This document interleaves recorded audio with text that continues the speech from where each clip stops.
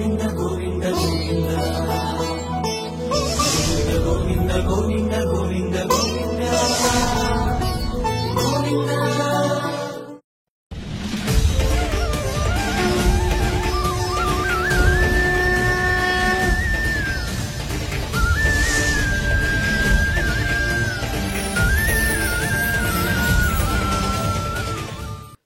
నమో వెంకటేశాయ.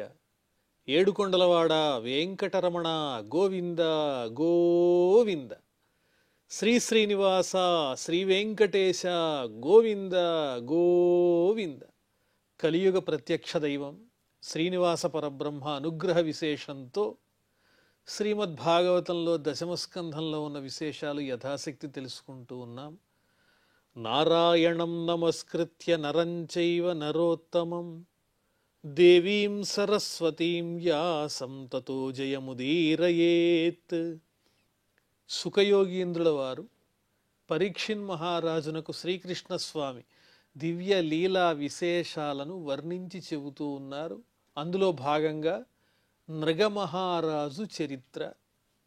ఆ నృగమహారాజు శాప విముక్తుడై తాను ఎందువల్ల ఊసరవిల్లిగా మారి ఈ బావిలో పడి ఉన్నాడో ఆ వృత్తాంతమంతా కృష్ణస్వామికి వర్ణించి చెబుతూ ఉన్నటువంటి సందర్భంలో తాను దానమిచ్చినటువంటి గోవులలో మరొక బ్రాహ్మణుని యొక్క గోవు తాను దానమిచ్చే గోవులలో కలిసిపోయి వేరొక బ్రాహ్మణునికి చేరటం వల్ల ఆ ఇద్దరు బ్రాహ్మణుల మధ్య తగాదా ఏర్పడి వాళ్ళిద్దరూ కలిసి మహారాజు గారి దగ్గరికి వచ్చారు. నృగమహారాజు ఎంతగా సముదాయించినా ఈ గోవుకి బదులు నీకు కావలసినటువంటి ద్రవ్యాన్ని ఇస్తాను, బంగారం ఇస్తానని చెప్పినా ఆ గోవు యొక్క యజమాని అంగీకరించటం లేదు. దానంగా తీసుకున్నటువంటి బ్రాహ్మణోత్తముడు కూడా నాకు ఇచ్చిన గో సమూహంలో ఉన్న ఈ గోవు కూడా నాకే కావాలి అని పట్టుదల పడుతున్నాడు. ఇంకా ఏం చెయ్యాలో ఆ మహారాజుకి అర్థం కాలేదు. అనునీతావు భౌ విప్రౌ ధర్మకృత్సగతేన వై గవాం లక్షం ప్రకృష్టానాం దాస్యామ్యేషా ప్రదీయతాం. ఈ గోవుకు యజమానమైనటువంటి ఓ బ్రాహ్మణోత్తమ, అనుకోకుండా నీ గోవు నేను దానమిచ్చిన బ్రాహ్మణుని గో సమూహంలో చేరిపోయింది. ఈ గోవుకి మారుగా నువ్వు ఎంత అడిగినా ఇస్తాను, కోరుకో అంటాడు నృగమహారాజు. భవంతావనుగృహీతాం కింకరస్యా విజానతః సముద్ధరత మాం కృచ్ఛరాత్ పతంతం నిరయే అశుచౌ. మీ ఇద్దరూ ఒక అవగాహనకు వచ్చి దానమిచ్చినటువంటి మహారాజునైన నన్ను నరకంలో పడకుండా రక్షించండి, మీరు ఎలా నిర్ణయిస్తే అలాగా అని ఆ బ్రాహ్మణోత్తములిద్దరినీ వినయపూర్వకంగా ప్రార్థిస్తూ ఉన్నాడు ఈ నృగమహారాజు. కానీ వాళ్ళిద్దరూ ఏం చెబుతున్నారు మహారాజుతో? నాహం ప్రతీచ్ఛే వైరాజన్ ఇత్యుక్త్వా స్వామ్యపాక్రమత్ నాణ్యద్గవామప్యూతం ఇచ్ఛామీత్యపరో యయౌ. నాకు నువ్విచ్చే లక్షల ధనము అక్కర్లేదు, బంగారము అక్కర్లేదు, ఏమీ అవసరం లేదు, నా గోవు నాకు ఇచ్చేయి అంటాడు ఆ గోవు యొక్క యజమాని. ఇంకొక బ్రాహ్మణోత్తముడు, నువ్వు దానంగా ఇచ్చిన గో సమూహంలో ఉన్న గోవులన్నీ నావే, ఇప్పుడు ఆయన ఎవరో వచ్చి మధ్యలో ఉన్న గోవు నాదని కోరినంత మాత్రాన అది కూడా అతనికి తిరిగి ఇచ్చేయమనడం ఏమాత్రం సమంజసం? నువ్వు దానం ఇచ్చిన దాన్ని మళ్ళీ తీసుకోవడం ఏమన్నా ధర్మమా అంటాడు అని వీళ్ళిద్దరూ ఆ మహారాజుని సంకటంలో పెట్టి అక్కడి నుంచి వెళ్ళిపోయారు. ఏ తస్మిన్నంతరేయామ్యైః దూరైర్నీతో యమక్షయం యమేన పృష్టస్తత్రాహం దేవదేవ జగత్పతే. ఆ తరువాత ఈ నృగమహారాజుకి ఆయువు తీరిపోయింది. తీరిపోయిన తర్వాత యమదూతలు వచ్చి ఈయన్ని యమలోకానికి తీసుకుని వెళ్ళారు. అక్కడికి వెళ్ళిన తర్వాత యమధర్మరాజు ఈ నృగమహారాజును అడిగాడు, ఓ మహారాజా, మీరు లెక్కలేనన్ని దాన ధర్మాలు చేశారు, కానీ స్వల్పమైనటువంటి పాపం కూడా చేశారు. ముందు మీరు పాప ఫలాన్ని అనుభవిస్తారా, పుణ్యఫలాన్ని అనుభవిస్తారా అని యమధర్మరాజు అడిగాడు ఆ నృగమహారాజుని. పూర్వం త్వమశుభం భుంక్షే ఉతాహో నృపతే శుభం నాంతం దానస్య ధర్మస్య పశ్యే లోకస్య భాస్వతః. ఓ నృగమహారాజా, నీవు చేసిన పుణ్యం మాత్రం లెక్కలేనంతగా అవిచ్ఛిన్నంగా పర్వతాల్లాగా పెరిగిపోయి కనుచూపు మేరలో కనిపించనంత దూరం వ్యాపించింది, అంతు లేకుండా ఆకాశంలా వ్యాపించిందయ్యా ఓ నృగమహారాజా. కాబట్టి నీ ధర్మ ప్రవృత్తి, దాన ప్రవృత్తి చాలా గొప్పది. కాబట్టి ఆ పుణ్యానికి సంబంధించి పుణ్యలోకాలు నీకు సిద్ధంగా ఉన్నాయి. ఆ లోకాలకి వెళ్ళి ఆ దివ్యలోకాల సుఖాలని అనుభవిస్తావా, లేకపోతే నీవు చేసినటువంటి స్వల్పమైన పాపానికి సంబంధించినటువంటి ఆ పాపాన్ని అనుభవిస్తావా? నీకేది కావాలో కోరుకో అన్నాడు యమధర్మరాజు నృగమహారాజుతో. అప్పుడు పూర్వం దేవా అశుభం భుంజ ఇతి ప్రాహ పతేతి సహ తావద్రాక్షమాత్మానం కృకలా సంపతన్ ప్రభో. అప్పుడు నేను దేవతల్ని ఏం కోరానంటే, నేను ముందుగా పాపానికి సంబంధించిన ఫలితాన్ని అనుభవిస్తాను, ఆ తర్వాత పుణ్యఫలం అనుభవిస్తానని చెప్పా. అలా చెప్పానో లేదో వెంటనే ఇదిగో ఈ నీరు లేనటువంటి బావిలో ఊసరవెల్లి రూపంలో పడి ఉన్నాను. ఓ శ్రీకృష్ణ, ఆ బ్రాహ్మణోత్తముల ఇద్దరికీ దానం విషయంలో జరిగినటువంటి ఆ వివాదం వల్ల నాకు తెలియకుండానే వేరొక యజమాని యొక్క గోవు, నేను దానమిచ్చిన గోవులలో కలిసి ఆ గోసమూహాన్ని వేరొక బ్రాహ్మణునికి నేను దానం ఇవ్వటం వల్ల ఆ గోవు యజమాని, నేను దానమిచ్చినటువంటి ఆ గోవుల యజమాని, వీళ్ళిద్దరూ, ఈ బ్రాహ్మణోత్తములిద్దరూ వాగ్వివాదానికి దిగి నా వల్ల వాళ్ళకి అన్యాయం జరిగిందని ఇద్దరూ బాధపడ్డారు. అదే నేను చేసిన మహాపాపం. అది తప్ప మిగతావన్నీ ధర్మాలే. నేను చేసినవన్నీ దాన ధర్మాలు తప్ప నాలో ఇంక పొరపాటు ఏమీ లేదు. అందువల్ల ఆ చేసినటువంటి, తెలియక చేసినటువంటి పాపం ఎవరి పట్ల? వేద విధులైన బ్రాహ్మణోత్తముని పట్ల, న్యాయంగా వారికి చెందవలసినటువంటి ద్రవ్యం పట్ల చిన్న లోటు జరిగింది. దాని కారణంగా నేను పాప ఫలాన్ని అనుభవించవలసి వచ్చి ఇదిగో ఈ పాప సంబంధమైన ఫలితాన్ని అనుభవిస్తూ ఈ నీరు లేని బావిలో ఊసరవెల్లి రూపాన్ని పొంది దిక్కుతోచక ఇక్కడ పడున్నాను అని ఆ నృగమహారాజు శ్రీకృష్ణస్వామికి తాను దివ్య పురుషునిగా మారిన తరువాత అంతా వృత్తాంతం చెప్పాడు. బ్రహ్మణ్యస్య వదాన్యస్య తవ దాసస్య కేశవ స్మృతిర్నాద్యాపి విధ్వస్తా భవత్ సందర్శనార్థినః. మహాపురుషోత్తముడవు, పవిత్రమైన స్వరూపం కలిగిన వాడివి, ఉదార చరిత్ర కలిగిన వాడివి. అటువంటి నీ స్వరూపాన్ని దర్శించటం వల్ల నా పూర్వజన్మని నేను మర్చిపోలేదు, అంతా నాకు జ్ఞాపకమే ఉన్నది. నిన్నెప్పుడు దర్శిస్తానా అని ఈ బావిలో, నీరు లేని బావిలో నేను ఎదురు చూస్తున్నాను.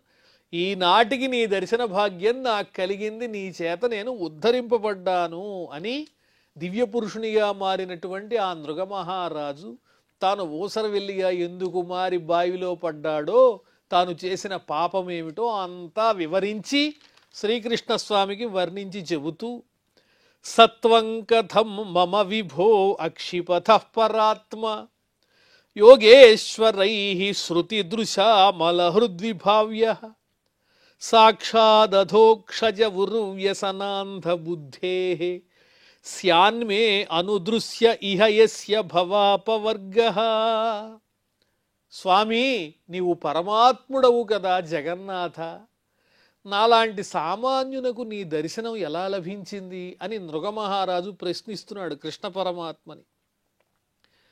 యోగ మార్గంతో ఎంతో శ్రమపడి దివ్యమైనటువంటి తపస్సులతో వేదములందు వర్ణింపబడినటువంటి స్వచ్ఛమైనటువంటి నీ రూపాన్ని మనస్సులో భావన చేసేటువంటి మహానుభావులకే కదా నీ దర్శనం కలగాలి.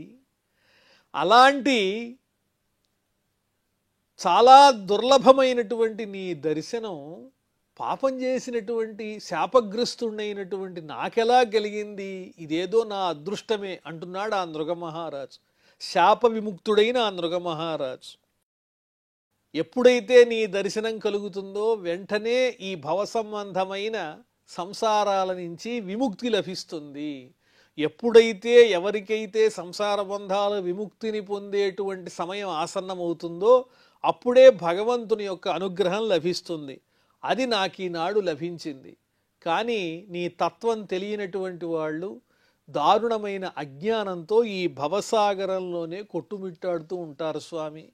నాలాంటి సామాన్యునకు నీ వంటి పరమాత్ముని దర్శనం కలగడం నిజంగా నా భాగ్యం అని నృగమహారాజు శ్రీకృష్ణస్వామిని స్తోత్రం చేస్తూ, దేవదేవ జగన్నాథ గోవింద పురుషోత్తమ నారాయణ హృషీకేశ పుణ్యశ్లోక అచ్యుతావ్యయ, ఓ దేవదేవ దేవశ్రేష్ఠుడా, జగత్తునకే నాథుడవైనటువంటి ఓ శ్రీకృష్ణ, గోవింద భూమిని రక్షించేటువంటి ఓ స్వామి, పురుషోత్తమ నారాయణ వైకుంఠవాసివైనటువంటి ఓ శ్రీమన్నారాయణ, ఇంద్రియములన్నింటినీ కూడా స్వాధీనంలో ఉంచేటువంటి ఓ పరమాత్మ, పవిత్రమైన చరిత్ర కలిగిన ఓ అచ్యుత నాశరహిత ఓ పరమాత్మ, నీకు నమస్కారం.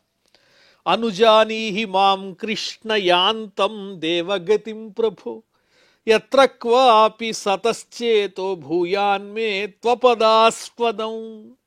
స్వామి, నీ దివ్య దర్శన భాగ్యం వల్ల, నీ అనుగ్రహం వల్ల ఈ ఓసరవెల్లి రూపం పోయి నా పాపం ఏదైతే అనుభవించవలసి ఉందో అదంతా అయిపోయింది. ఇప్పుడు నా పుణ్యఫలాన్ని అనుభవించడానికి నేను దివ్య విమానంలో వెళ్ళబోతూ ఉన్నాను దేవతల ఆజ్ఞతో. కాబట్టి ఆ పుణ్యఫలాన్ని అనుభవించే సమయం వచ్చింది. నువ్వు ఆజ్ఞాపిస్తే నీ ఆజ్ఞతో నేను ఇక్కడి నుంచి ఆ పుణ్యములను అనుభవించటానికి వెళ్తాను, అనుమతించవలసింది అని నృగమహారాజు కోరుతూ ఇంకొక మాట కూడా అంటున్నాడు. నేను ఏ స్థితిలో ఉన్నా, ఎక్కడున్నా, ఏ రూపంలో ఉన్నా, ఎల్లప్పుడూ నా హృదయం నీ పాదముల యందే నిరంతరము నిశ్చలంగా నిలిచే విధంగా నన్ను అనుగ్రహించు. నీ పాదాలు నా హృదయంలో నిరంతరము నిలిచి ఉంటే నేను ఏ స్థితిలో ఉన్నా అది నాకు ఆనందమే అవుతుంది.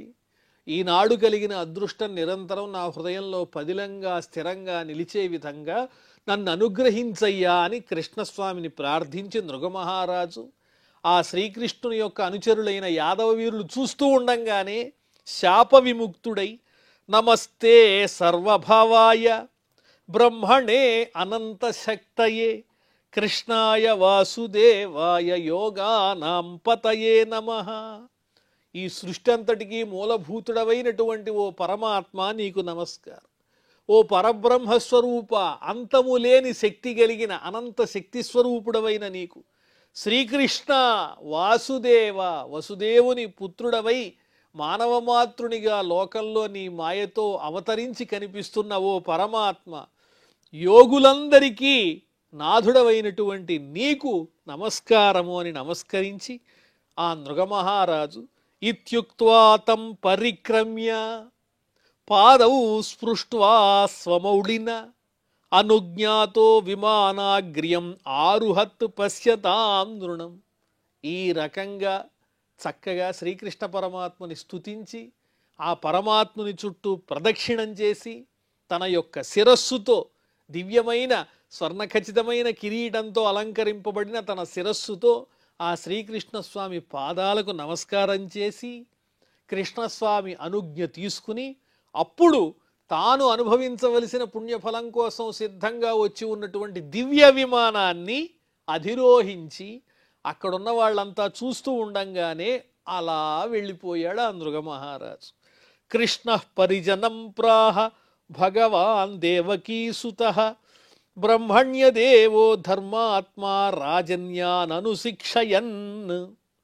పవిత్రమైన చరిత్ర కలిగిన మంగళప్రదుడైనటువంటి ఆ శ్రీకృష్ణ పరమాత్మ ఆ విధంగా తనకు నమస్కరించిన నృగమహారాజు దివ్య విమానంలో వెళ్ళిన తరువాత దేవకీసుతుడైన ఆ స్వామి తన దగ్గరున్నటువంటి యదువీరులందరికీ ఈ విధంగా ఉపదేశాన్ని ఇస్తున్నాడు. నాయనలారా, నేను చెప్పే మాట శ్రద్ధగా వినండి. ఇప్పుడు చూశారుగా, బ్రాహ్మణోత్తముల యొక్క దుఃఖం వల్ల దారుణమైన శాపానికి లోనై ఓసరవెల్లిగా మారి తాను పాపఫలాన్ని అనుభవించటం కోసం ఓసరవెల్లిగా మారి బావిలో పడి ఉన్నటువంటి ఆ నృగమహారాజుని మీరు ఇప్పుడే దర్శించారు కదా, దీనివల్ల మీరేం తెలుసుకున్నారు, మీరేం తెలుసుకోవాలో నేను వర్ణించి చెప్తాను వినండి అని చెప్పి చెప్తున్నాడు కృష్ణ పరమాత్మ. దుర్జరంబత బ్రహ్మస్వం భుక్తమగ్నేర్మనాగపి తేజీయసోపి కిముతరాజ్ఞామీశ్వరమానినా. ఉత్తములైనటువంటి బ్రాహ్మణోత్తముల యొక్క ద్రవ్యానికి ఆశపడకూడదు. నిరంతరము వేద విధులై తమ ధర్మాన్ని చక్కగా రక్షించేటువంటి దృష్టి ఉండి లోక కళ్యాణం కోసమే తమ తపశ్శక్తిని ధారపోసేటువంటి బ్రాహ్మణోత్తముల యొక్క సంపదను హరించకూడదు, వాళ్ళ దగ్గర నుంచి తీసుకోకూడదు. ఆ బ్రాహ్మణుల యొక్క దివ్యమైనటువంటి తేజస్సు కలిగిన బ్రాహ్మణోత్తముల యొక్క ద్రవ్యం తీసుకున్నట్లయితే అది ఎంత తేజోవంతులకైనా అరగదు, అది ఇబ్బంది పెడుతుంది. ఇక సామాన్యులైన దుష్టులైనటువంటి అధముల సంగతి చెప్పేదేముంది.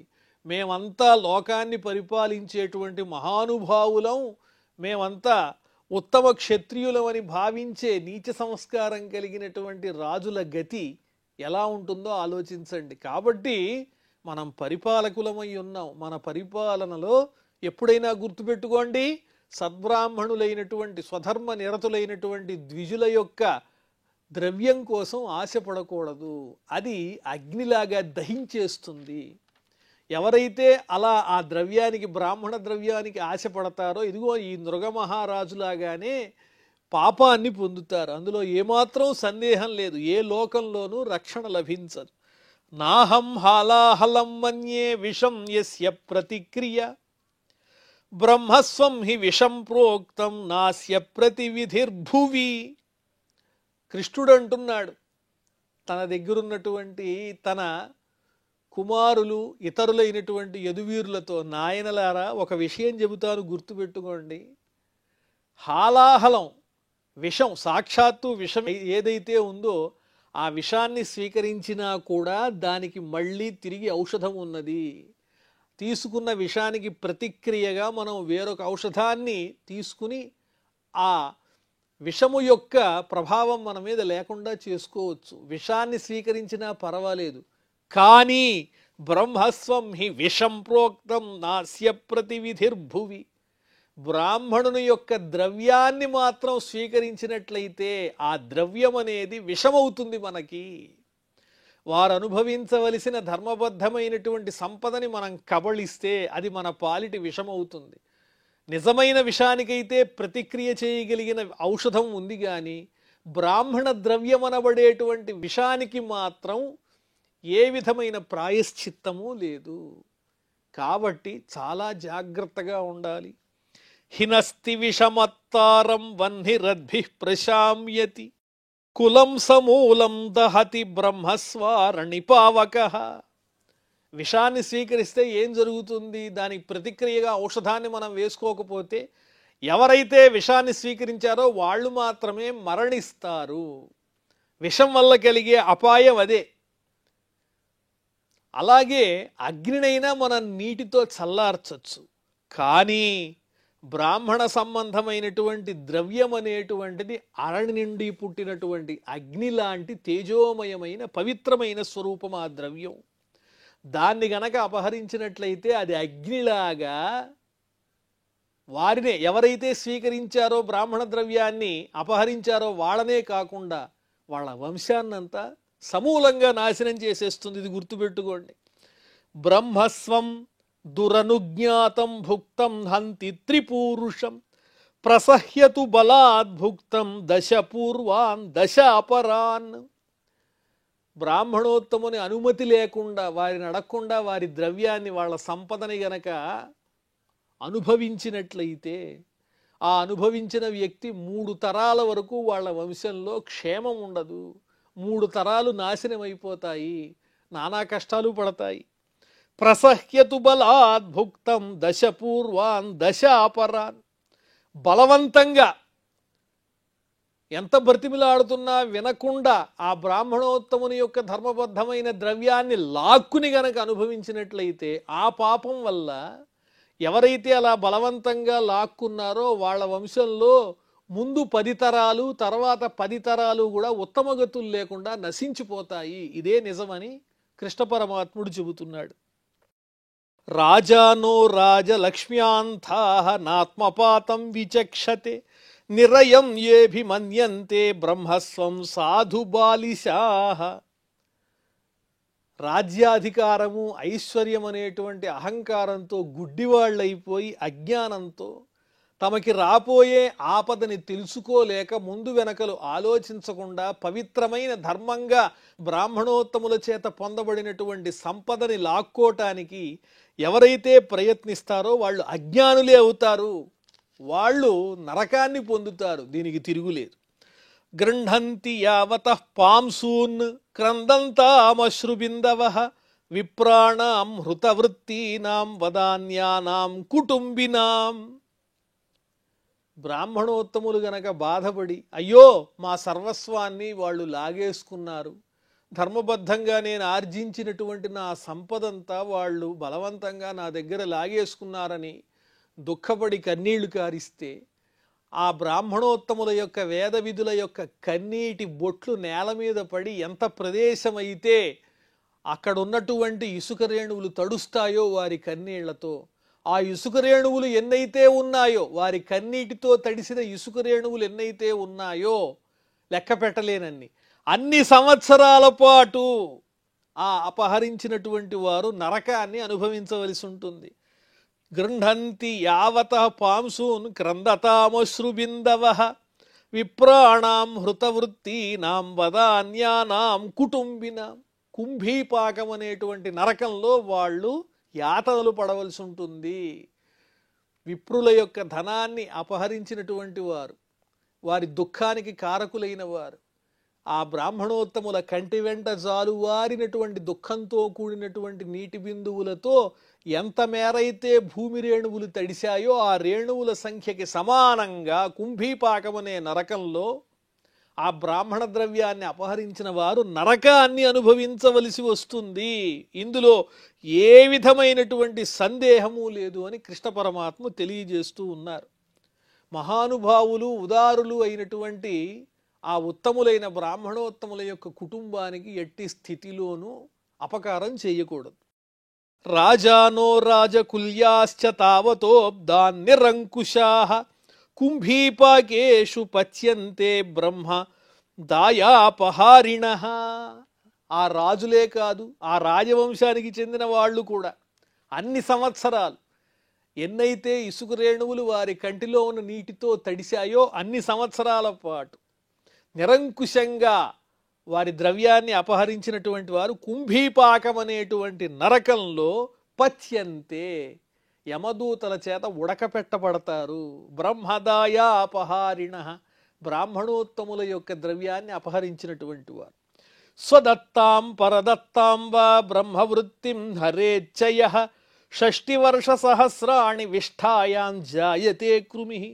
నేనిచ్చిందేగా తిరిగి నాకు ఇచ్చేయి అని తానిచ్చిన ద్రవ్యాన్నే బ్రాహ్మణోత్తముల దగ్గర లాక్కునేవాళ్ళు, లేదా ఇతరులు దానంగా ఇచ్చిన ద్రవ్యాన్ని నాకివ్వమని బలవంతంగా లాక్కునేవాళ్ళు ఎవరైతే ఉంటారో వాళ్ళు 60,000 సంవత్సరాల పాటు అశుద్ధంలో క్రిములై పుడతారు అని వర్ణిస్తున్నారు. ఈ మాట కృష్ణుడు చెప్పినటువంటి మాట.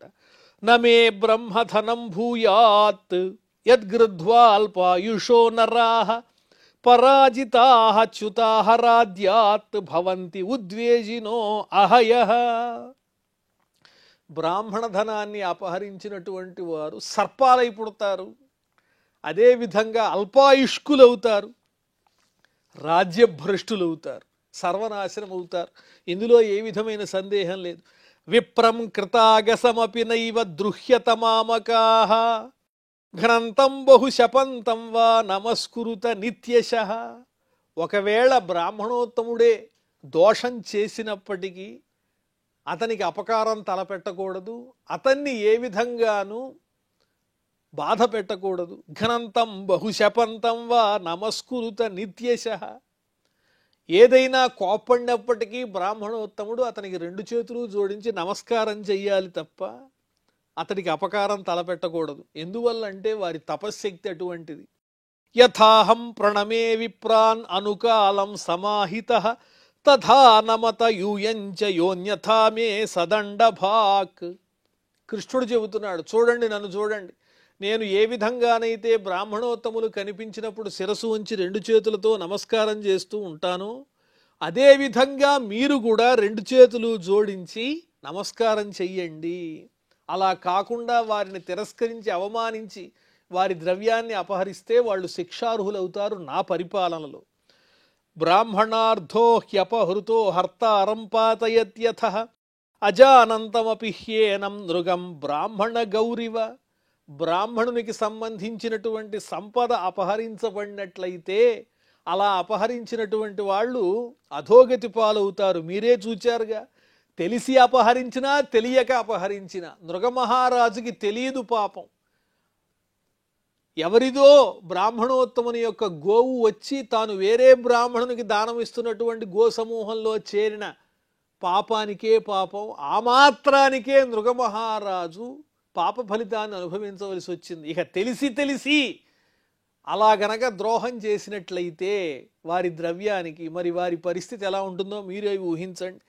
ఏవం విశ్రావ్య భగవాన్ ముకుందో ద్వారకౌకసః పావన సర్వలోకానాం వివేశ నిజ మందిరం. ఈ విధంగా పరమాత్ముడైనటువంటి ఆ శ్రీకృష్ణ భగవానుడు ఈ విధంగా తన అనుచరులైనటువంటి తన పుత్రులకు అలాగే యదువీరులకు ఈ విధమైన ఉపదేశాన్ని చేసి సమస్త లోకాన్ని పవిత్రం చేసేటువంటి శ్రీకృష్ణస్వామి తన నగరంలో ప్రవేశించాడు. ఈ నృగమహారాజు యొక్క పాపక్షయంతో శ్రీకృష్ణుని అనుగ్రహ విశేషంతో దశమస్కంధంలో 64వ అధ్యాయాన్ని మనం పరిపూర్ణం చేసుకున్నాం. ఇప్పుడు 65వ అధ్యాయంలో ప్రవేశించబోతూ ఉన్నాము. శ్రీ సుక ఉవాచ బలభద్ర కురుశ్రేష్ఠ భగవాన్ రథమాస్థితః సుహృద్దిదృక్షురుత్కంఠ ప్రయయౌ నందగోకులం. ఒకానొక సందర్భంలో బలరాముడు కొంతకాలం మళ్ళీ గోవ్రజానికి వెళ్ళి తన మిత్రులందరినీ చూడాలి, చిన్ననాటి స్నేహితుల్ని చూడాలని ఆశపడి రథాన్ని అధిరోహించి చక్కగా నందగోకులానికి వెళ్ళాడు అని పరీక్షిన్ మహారాజునకు సుఖయోగేంద్రుల వారు చెబుతూ ఉన్నారు. మరి ఆ తరువాత విశేషాలన్నీ మనం మళ్ళీ తెలుసుకుందాం. ప్రస్తుతం క్షమాప్రార్థనాదులతో ఈ కార్యక్రమాన్ని పరిసమాప్తం చేసుకుందాం. అథ క్షమాప్రార్థన. యదక్షరపదభ్రష్టం మాత్రాహీనంచ యద్భవేత్ తత్సర్వం క్షమ్యతాం దేవ నారాయణ నమోస్తుతే.